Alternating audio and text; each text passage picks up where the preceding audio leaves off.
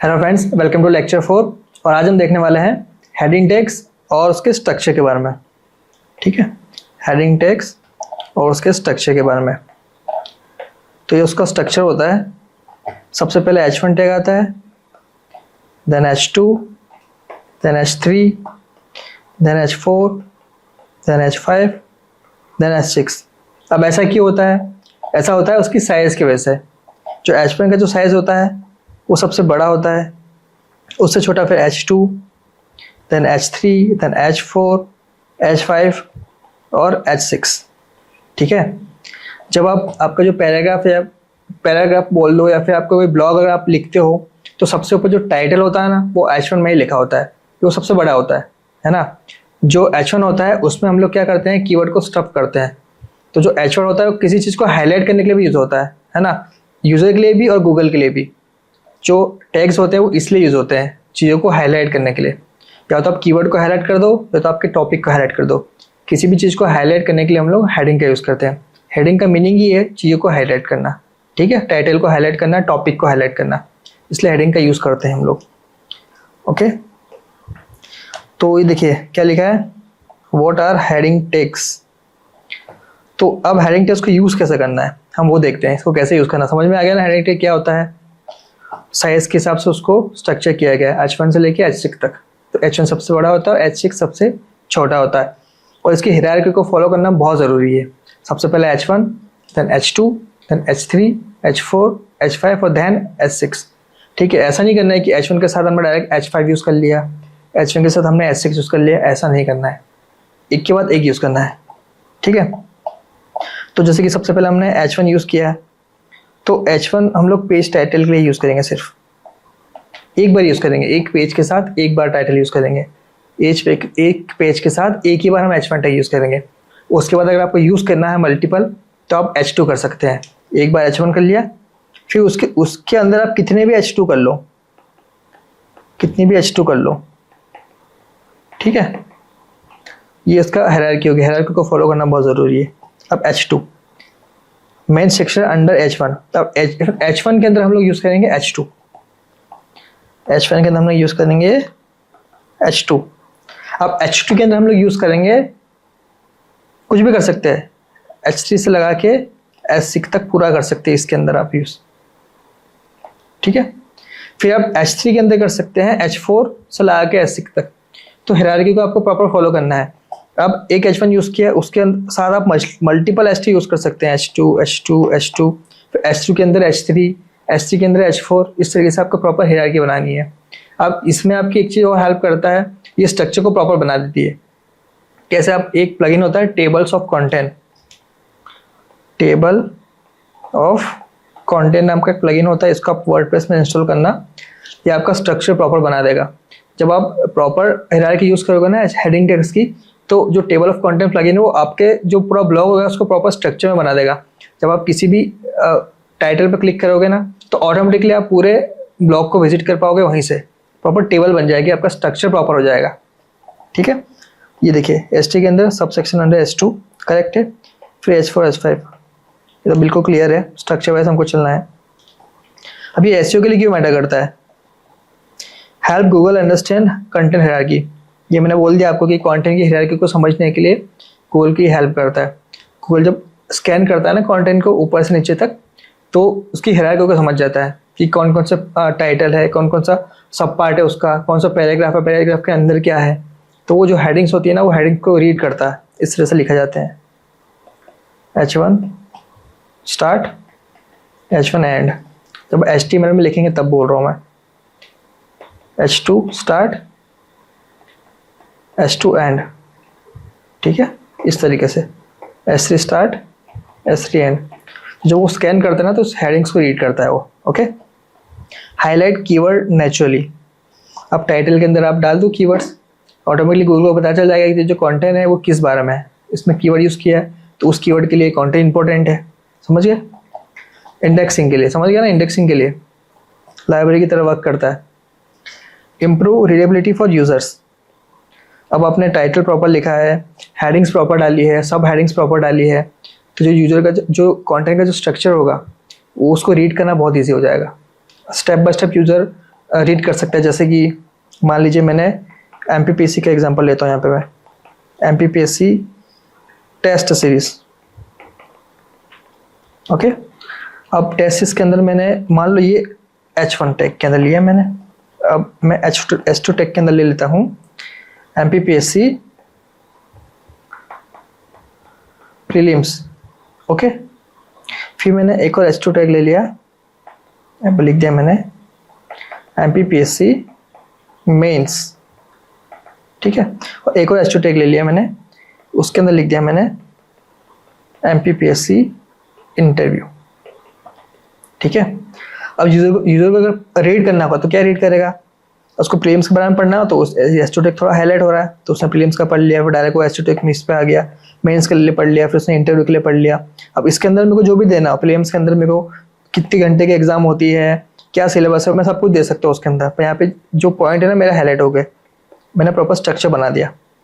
तो गूगल भी सर्च करेगा तो भी उसको क्लियर हो जाएगा, और अगर यूजर सर्च करेगा तो भी क्लियर हो जाएगा। तो ये स्ट्रक्चर बनाने में बहुत हेल्प करता है। ठीक है, enable feature snipers and voice search. अभी स्निपर्स के बारे में हम लोग आगे पढ़ेंगे।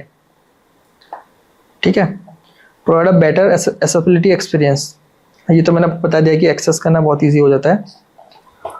फीचर स्निपर्स क्या होता है, जब गूगल पे आप कोई चीज़ सर्च करते हैं ना तो वहाँ पे एक स्निपर्स बन के आ जाते हैं, ऐसा लाइन लिखी आ जाती है पूरी। अगर मैं किसी भी ब्लॉक का स्ट्रक्चर प्रॉपर रखता हूँ ना, स्ट्रक्चर वाइज किसी ब्लॉक को लिखता हूँ ना, तो क्या होता है उस ब्लॉक का कुछ पार्ट निकल के गूगल पे शो करने लगता है। उस ब्लॉक का कुछ पार्ट निकल के, कुछ टैग्स निकल के गूगल पे शो करने लगते हैं, उसको हम फीचर स्निपर्स बोलते हैं। इसको हम लोग डिटेल में देखेंगे क्योंकि इसको कैसे लाया जाता है वो भी इंपॉर्टेंट है। इसके लिए भी बहुत सारे प्लगइन होते हैं। Best practices for user using headings. ठीक है, हेडिंग को यूज़ करने की सबसे बेस्ट प्रैक्टिस क्या है, जैसे मैंने भी आपको MPPSC से एग्जांपल दिया, इसे एक और एग्जांपल है, थोड़ा सा जूम कर लेते हैं।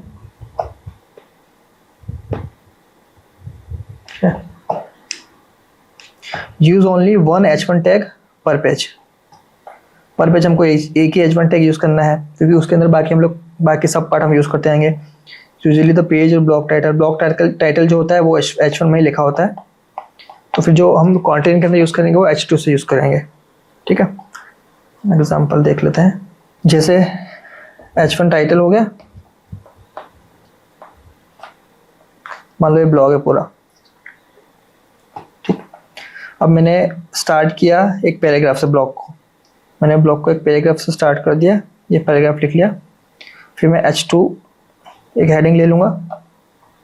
ठीक, इसके अंदर मैंने कीवर्ड लिख दिया, इसके अंदर भी मैंने कीवर्ड लिख दिया, वो मैं अपने लिखने का तरीका है मेरा। ठीक है, ब्रेक। अब H2 की यूज़ करना है, H2 use for major segments. अब H2 यहाँ पे यूज़ कर लिया मैंने, एक H2 मैंने यहाँ यूज़ कर लिया, एक H2 मैंने यहाँ यूज़ कर लिया। ठीक है, ये टाइटल उसका, ये H2 का टाइटल है, ये H2 का टाइटल है, मतलब हेडिंग है, मेन हेडिंग बोल सकते हैं उसको। Break content into logical statements. अब H2 के अंदर मैंने ले लिया MPPSC के बारे में, MPPSC प्रीलिम्स ले लिया, यहाँ पे मैंने MPPSC मेंस ले लिया, यहाँ पे मैंने MPPSC इंटरव्यू के बारे में लिख दिया। ठीक है, अब उसके अंदर मैं H2 के अंदर फिर मैंने ले लिया H3। ठीक, H3 मैंने क्यों लिया, क्योंकि प्रीलिम्स के बारे में मेरे को देना था, उसकी स्ट्रेटेजी बतानी थी प्रीलिम्स की, उसका सिलेबस बताना था मेरे को, MPPSC प्रीलिम्स की स्ट्रेटेजी, फिर एग्जाम की डिटेल्स देनी थी, तो ये सब मैंने H3 के अंदर लिख दिया। इसी तरीके से मैं सारे सेक्शन पर वर्क करूंगा। फिर इसके अंदर H3 ले लिया मैंने, H3 ले लिया है ना, इस तरीके से। फिर H3 के अंदर फिर मैं ले लूँगा H4, फिर H4 के अंदर मैं ले लूँगा H5, H5 के अंदर मैं ले लूँगा H6। तो इस तरह से प्रॉपर स्ट्रक्चर बनता जाएगा, सब पॉइंट सब पॉइंट, फिर पॉइंट सब पॉइंट, इस तरीके से। मतलब जो बड़ी हेडिंग होगी ऊपर आएगी, छोटी हेडिंग नीचे आएगी। ये स्ट्रक्चर आपको मतलब आपको फॉलो करना ही है, अगर फॉलो करेंगे तो आपका ब्लॉग सही तरीके से परफॉर्म करेगा। ठीक, help in scanning and deep reading, ये तो क्लियर है। Include keyword naturally. हाँ, अगर मैं यहाँ पे टेस्ट्स के बारे में बात कर रहा हूँ तो फिर सीधी सी बात है कि अगर मैं प्रीलिम्स के बारे में बता रहा हूँ तो मैं उसके टेस्ट्स के बारे में भी बता दूंगा इसके अंदर, मेंस के टेस्ट्स के बारे में भी बता दूंगा मैं इसके अंदर। ठीक है, मेन कीवर्ड मेरा यहाँ पे आ गया, फिर मैंने बाकी चीज़ इसके अंदर यूज़ कर ली। ओके, नेचुरली आपको कीवर्ड्स को पुट कर देना है।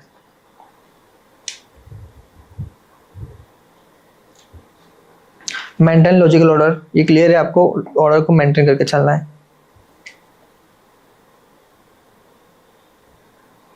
जैसे एक और एग्जांपल दिया है यहाँ पे, how to do keyword research for beginners, ये टाइटल है, how to do keyword research for beginners. तो ये H1 हो गया ना, एक बार मैंने यूज़ कर लिया, मेरा मेन कीवर्ड है how to do keyword research, ये मेन कीवर्ड है फॉर बिगनर्स। ये लॉन्ग टेल कीवर्ड्स के लिए, ये लॉन्ग टेल कीवर्ड भी हो सकता है और एक ये भी कीवर्ड हो सकता है, ये ब्रॉड कीवर्ड हो सकता है मेरा, how to do keyword research. और फॉर बिगिनर्स ये पूरा लॉन्ग टेल कीवर्ड हो गया। अब section, what is keyword research, free tool for keyword research, S2 के अंदर ही है ना। Steps to build your keyword list, ये S2 के अंदर मैंने डाल दिया। अब S2 के अंदर ही फिर मैंने डाल दिया क्या, H3 इस कीवर्ड रिसर्च के अंदर, है ना, ये कीवर्ड रिसर्च के अंदर इस सेक्शन बन गया। गूगल कीवर्ड प्लानर के बारे में बता दिया मैंने, उबर सर्विस के बारे में बता दिया, यूजिंग गूगल ऑटो सेल्स बता दिया। इस कीवर्ड के अंदर है ना, इस S2 के इसके अंदर ही ये सब पार्ट हो गया, सब पार्ट फिर सब पार्ट। ओके, अब कुछ ऐसे मिस्टेक्स जिसको हमको अवॉइड करना चाहिए। क्या, सबसे पहली बात कि मल्टीपल H1 हमको यूज़ नहीं करना है। इससे क्या होगा, गूगल कंफ्यूज हो जाएगा कि कहना क्या चाहते हो। ठीक है, कहना क्या चाहते हो, वो ये बोलेगा कि भाई कहना क्या चाहते हो। आपको एक ही टाइटल यूज़ करना है H1 से। ओके, स्किपिंग हेडिंग लेवल्स, ये तो क्लियर है कि आपको हेडिंग लेवल्स को बिल्कुल स्किप नहीं करना है। H1, H2, H3, H4, H5 ये मेंटेन होना चाहिए। ठीक, styling heading manually instead of using tags, इसका मतलब ये है कि आप CSS लगा के आपके हेडिंग्स को चेंज कर रहे हो, आप टैग्स को यूज़ नहीं कर रहे हो। यहाँ पर टैग है H1 से लेके S6 तक, तो आपको टैग्स का यूज़ करना है। इसका यूज़ करेंगे तो प्रॉपर टाइटल बन जाएगा, मतलब प्रॉपर स्ट्रक्चर बन जाएगा। आपको मैन्युअली इसको चेंज नहीं करना है, CSS लगा के मत चेंज करो, आप डायरेक्ट इसको यूज़ कर सकते हो, इससे इजीली हेडिंग्स को चेंज कर सकते हो। ठीक है, स्टफिंग कीवर्ड्स अननेसेसरली, अब यहाँ पे सिर्फ कीवर्ड पुट करना है, बहुत सारे कीवर्ड्स पुट नहीं करना है। ठीक है, बहुत सारे कीवर्ड पुट करोगे तो वो कीवर्ड स्टफिंग में आ जाएगा। फोर्सफुली कीवर्ड को डालना, that is called keyword stuffing. Okay, using heading for visual design only, हाँ इसका मतलब ये कि ये जैसे मैंने बताया आपको CSS यूज़ नहीं करना है, आप प्रॉपर ये यूज़ करो ना, H1, H2, H3 यूज़ करो। आपका जो हेडिंग है, हेडिंग का काम आपका प्रॉपर हो जाएगा। हेडिंग का जो काम होता है वो यूजर को समझाना होता है। अगर आप H1 टैग यूज़ करते हो, मान लो आप H1 टैग आपने यूज़ किया, तो इसके अंदर क्लास बन जाएगी H1, फिर क्लास हेडिंग, और इसके ऊपर आप CSS लगा सकते हो, या आप ChatGPT को बोलोगे तो इजीली लगा कर दे देगा। पर मैं सजेस्ट करूँगा कि आप इनिशियली आप कुछ CSS वगैरह अप्लाई मत करो, आप सिर्फ लगाना सीख लो कि कैसे यूज़ करना है। ओके, तो आई होप कि आपको लेक्चर समझ में आ गया होगा हेडिंग टैग्स और उसका स्ट्रक्चर के बारे में। तो मिलते हैं नेक्स्ट लेक्चर में। Thank you very much.